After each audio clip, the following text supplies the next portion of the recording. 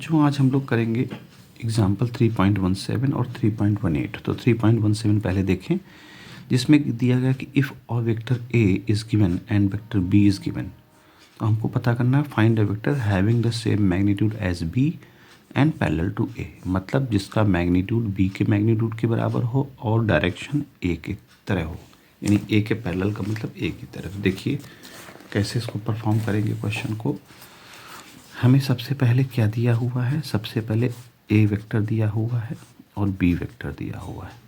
ठीक है, तो A vector 3i cap plus 4j cap और बी वेक्टर दिया है 7i cap plus 24j cap.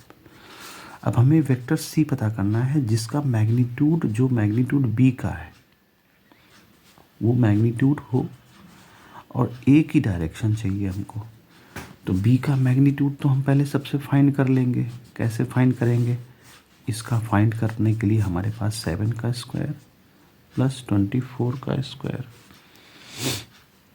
तो ये जब इसको सॉल्व करेंगे तो ये जो है हमारा आ जाएगा 25। स्क्वायर रूट निकालेंगे 25 आ जाएगा। अब ए की डायरेक्शन चाहिए, तो ए की डायरेक्शन के लिए हमको ए का यूनिट वेक्टर पता करना पड़ेगा। ए का यूनिट वेक्टर कैसे पता करते हैं? ए वेक्टर अपॉन मॉड ऑफ ए पता कर लेंगे। तो एक यूनिट वेक्टर के लिए इसका वेक्टर है 3i cap plus 4j cap. अब मॉड ऑफ ए कैसे पता करेंगे? √3 का स्क्वायर 9 और 4 का स्क्वायर 16, तो ये आ जाएगा 3i cap plus 4j cap और डिवाइड बाई 25, इसका निकलेगा 5 आएगा। ये हमारी यूनिट वेक्टर आ गई, यानी डायरेक्शन, ए की डायरेक्शन आ गई और बी का मैग्नीट्यूड पता कर लिया हमने।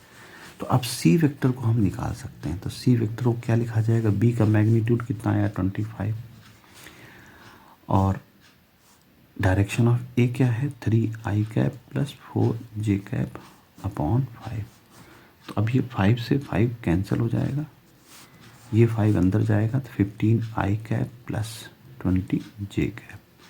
ये हमारा आंसर हो गया सी वेक्टर, यानी जो हमें रिक्वायर्ड आंसर था। अब एक क्वेश्चन है देखिए 3.18 में, जिसमें आपको कहा गया है, जिसमें क्वेश्चन में कहा गया है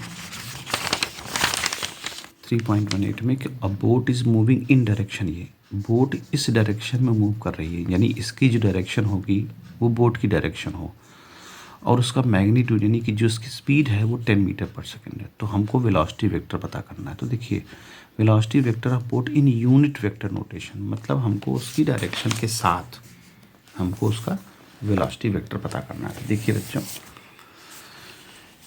ये क्वेश्चन भी यूनिट वेक्टर से संबंधित है।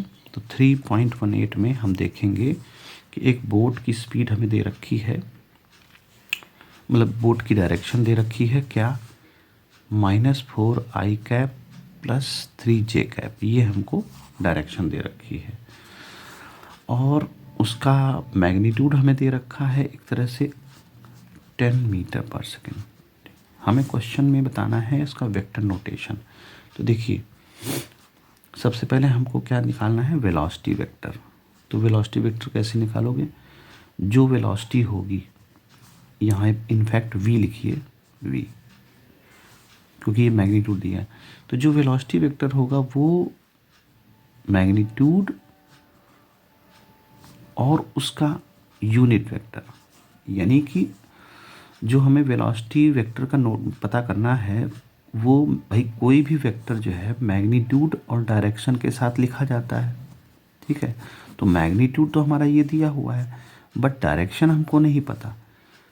तो इससे हम क्या करेंगे? डायरेक्शन फाइंड कर लेंगे। तो इससे डायरेक्शन कैसे फाइंड कर सकते हैं? डायरेक्शन फाइंड करने के लिए हमको इसका यूनिट वेक्टर पता करना पड़ेगा। तो यूनिट वेक्टर को हम निकाल सकते हैं आसानी से, ये हमें पता है। तो कैसे?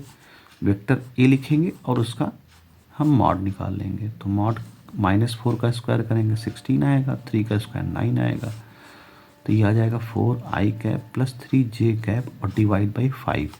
ये हमको डायरेक्शन पता चल गई।